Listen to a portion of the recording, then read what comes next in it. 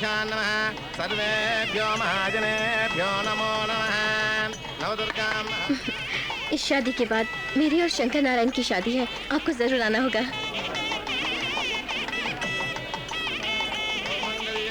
नमो नमः शुभमंगलवरप्रदायिन्यै नमो नमः ओम ऐं ह्रीं क्लीं क्लीं ब्रह्म विष्णुस्वात्मिकायै नमो नमः ओम मांगल्यं तन्तुनानेन मम जीवने।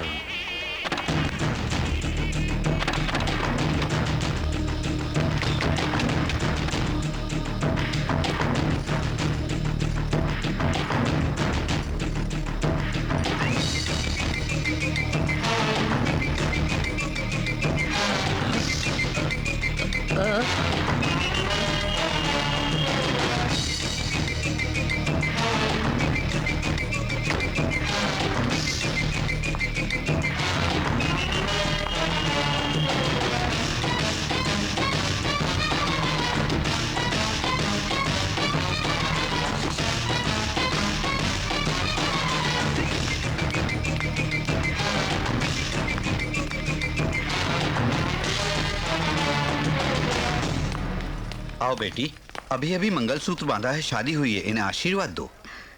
इन दोनों को यहाँ आशीर्वाद देने नहीं आई हूँ मैं पंडित जी। ए वीर मनोहरनाथ, क्या अब भी नहीं उठोगे? उठो मंडप से। अरे गणेश,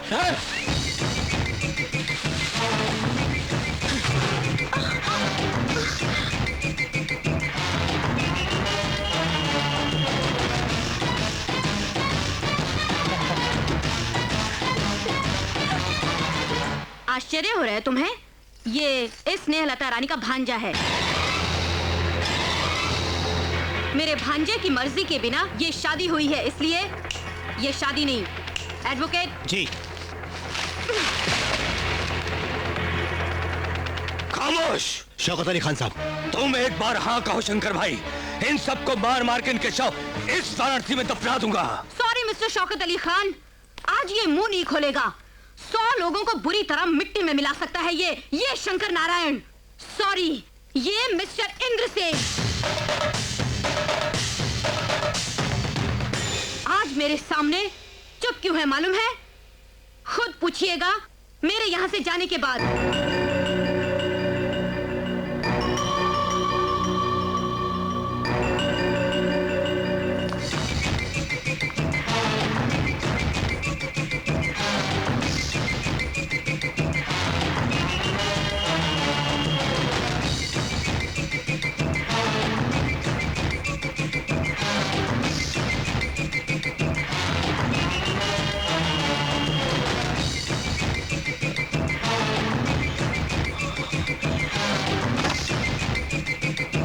अरे ओ इंद्रसेन, अगर तूने इस गांव में कदम रखा तो तू जरूर मरेगा, हम तुझे छोड़ेंगे नहीं।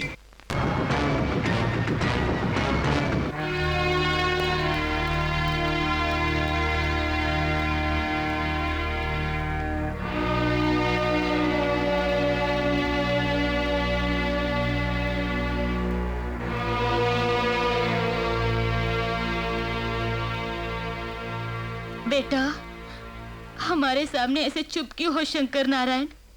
तुम्हारी आंखों के सामने घोर अन्याय हो गया और तुम ऐसे क्यों देखते रह गए? मंगलसूत्र बच्ची के गले में बांध के जिंदगी भर रोने के लिए छोड़ के वो निर्दयी जब जा रहा था तो तुमने क्यों उसको यूं जाने दिया? बोलो बेटा। क्या बात है शंकर भाई, ये माजरा क्या है?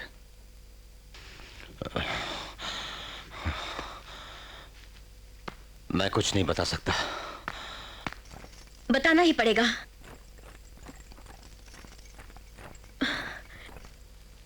जब किसी पर अन्याय होते नहीं सह सकते तुम, तो अपनी जान से प्यारी नंदिनी पर अन्याय होते क्यों देखते रहे? चुप क्यों? जवाब दो। सच्चाई हमें बतानी होगी। मैं बताता हूं। हाँ? गूंगा वाल्मीकि कैसे बोलने लगा, यह आश्चर्य हो रहा है ना?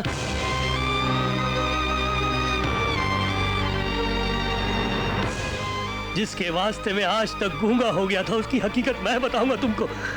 आज सब कुछ बोलूंगा। मुझे आज मत रोको, मत रोको मुझे।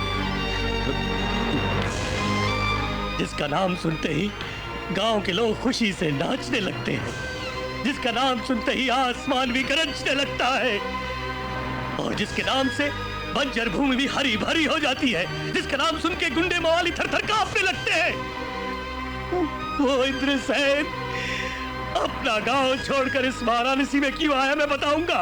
शांताकारं भुजगशयनं पद्मनाभं सुरेशं विश्वाधारं गगन सदृशं मेघवर्णं शुभांगं लक्ष्मीकान्तं कमलनयनं योगिहृद्ध्यानगम्यं वन्दे विष्णुं भवभयहरं सर्वलोकैकनाथं मेघश्यामं। अरे ये क्या खाना अभी तक बना रहे हो? यहाँ भूख से जान निकली जा रही है। ये क्या जीजू, आप तो छोटे बच्चे की तरह। दीदी, जीजू तो बिल्कुल भूख बर्दाश्त नहीं कर पा रहे हैं। क्या अवधि, इस गांव में बारिश हो, जमीन पानी से भीगे, गरीबों के मुंह में चार निवाले जाए, इसके लिए मेरा छोटा भाई 29 रोज का उपवास कर रहा है और अब तक आधा घंटा नहीं रोक सकते। भाई कमाल है, मैं तो बस अपने लिए जीता हूँ, वो जीता है लोगों के लिए। इस प्रजा के लिए जो ये यज्ञ हो रहा है, आज उसका आखिरी रोज है। बस रुकावट के बिना पूरा कर दो भगवान। क्या बहना, हमारे इंद्रसेन जो यज्ञ कर रहा है उसे रोकने की हिम्मत है किसी में यार? शिवनाथ भैया जिंदाबाद, शिवनाथ भैया जिंदाबाद, शिवनाथ भैया जिंदाबाद, शिवनाथ भैया जिंदाबाद, शिवनाथ भैया जिंदाबाद। अरे ये मर्डर करके बाहर आया है, उसको हार पहना रहे हो। गांधी जी जिंदा होते तो अपनी छली से मारते इसको। अगर इसके पैर पकड़ के खींचे तो ये मुसीबत भी टल जाएगी। आइए, नमस्ते अंकल जी, आपके लिए टेलीग्राम। कौन है ये? ये मेरी बीवी के रिश्तेदार है। इसके माँ बाप गुजर गए, मेरे घर बेकार बैठ के खाता रहता है। ये क्या है? इंग्लिश में लिखा है, हिंदी में ट्रांसलेट कर दूं क्या? बोल बोल बे। ओए शिवनाथ, नाराज मत होइए, इसमें डियर या सर कुछ नहीं लिखा है, जो कुछ लिखा है वही पढ़ रहा हूँ। आगे पढ़ बे। तुम जेल में 14 बरस रहे तो गांव ठीक था, खुश था। गांव की भलाई के लिए बोलता हूँ, तुम गांव में कदम मत रखना। तुम जिंदा रहना चाहते हो तो इस गांव में मत आओ, कहीं और चले जाओ। कौन है वो? तुम्हारा इंद्र कुमार सेन। चल हट। ठीक है पिताजी, एक बार हाँ कहो बस। गांव पहुंचते तुम्हें वहां खड़ा करके हम तुम्हारे 5 बेटे उसके घर जाके उसका सर काट के तुम्हारे पैरों के पास रख देंगे, फिर इस गांव में तूने मुझे पैदा किया है या मैंने तुझे पैदा किया है? तेरे पैदा होने से पहले इस इलाके का मैं बहुत बड़ा शेर था। अग्नि को जलाकर उसके श्राद्ध की तैयारी करो, अभी उसे मार के आता हूं। दीदी, आज आपका सुहाग बच गया, अब ये जाने वाला है, बर्थ कंफर्म।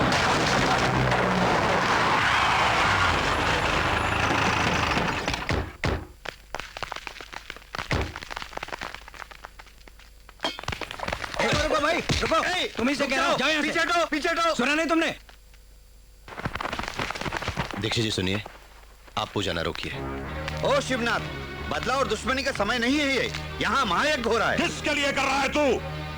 अपने बहनों के लिए? तेरे या मेरे लिए नहीं, इस गांव की जनता के लिए। ओ, अरे शिवनाथ, इसे भंग करने की कोशिश मत करो, मैं कहता हूँ चले जाओ यहाँ से। भूल गए, मुझसे जबान चलाता है तो। इंदर सेन, तुझ में दम है, ताकत है, तो अपनी मूंछ के बल पर मुकाबला कर।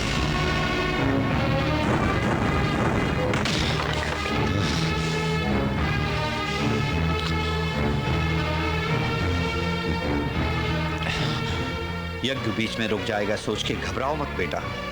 उस दिन राक्षसों का संहार करके जैसे यज्ञ पूरा किया था श्री रामचंद्र जी ने, वैसे ही आज तुम अपना कर्तव्य निभाओ। जाओ, यज्ञ हम पूरा करेंगे।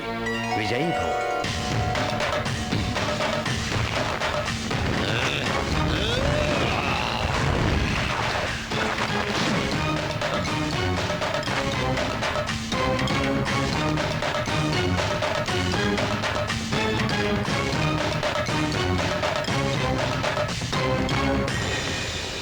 इंदर सेन, गांव में बारिश के लिए यज्ञ करते हो तुम।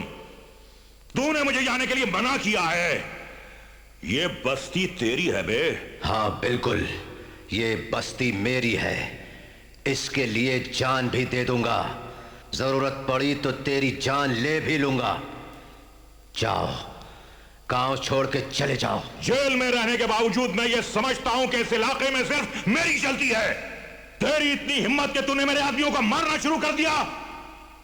मैं जेल में दांत पीस कर रह गया कि कब बाहर आऊंगा और तुझे पीस कर रख दूंगा। इंदर, तूने मुझे ललकारा है कि मैं इस इलाके में दाखिल नहीं हो सकता। मैंने भी अगर तुझे शमशान नहीं पहुंचाया तो मैं अपने बाप की औलाद कैसे हो सकता हूं? अपने बाप की औलाद है। तू अपने बाप की औलाद होता तो औरत की आड़ लेकर मेरे पिताजी और मेरे चाचा जी को क्यों मारता? अपने को बाप की औलाद कहता है। तू अपने बाप की औलाद होता तो इन गरीबों की भलाई के लिए होने वाले इस यज्ञ को रोकता। बाप को बुलाता है, बाप को। आज उस बाप के पास तुझे मैं पहुंचाऊंगा, इस बात का ध्यान रख, क्योंकि मैं ही अपने बाप की औलाद हूं। खामोश! इस गांव में सिर्फ एक ही शेर होगा, खत्म करना या खत्म हो जाना। ये हम दोनों के बीच है। मारना इस शेर का काम है और मरना तो चकीदड़ का।